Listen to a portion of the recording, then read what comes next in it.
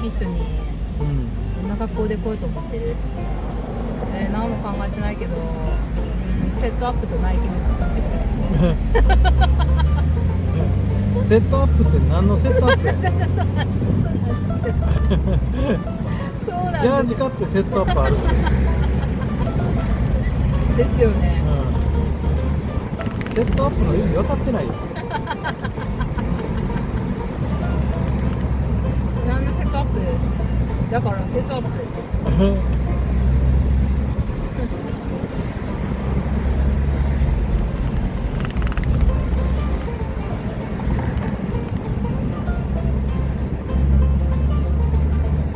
それ結婚式の組み合わせか。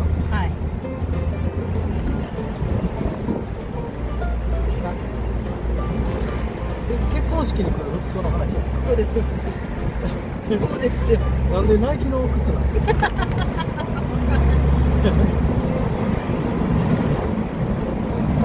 多分、なんか運転するからね。ああ、運転する間違う靴履けよ。そうなんですよ。その時違うやつもあるから。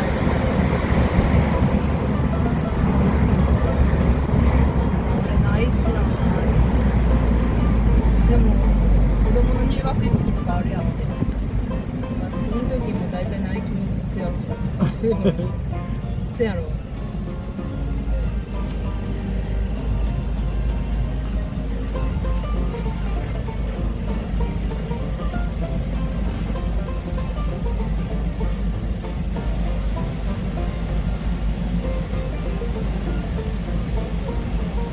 あの一家どんな格好で来るかほんまに分かんないです。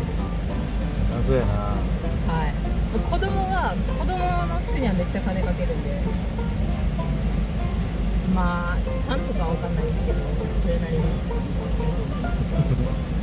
や、金かかってるからそういうところでちゃんとしてるかどうかってまた別の問題やけどな。そうですね。確かに。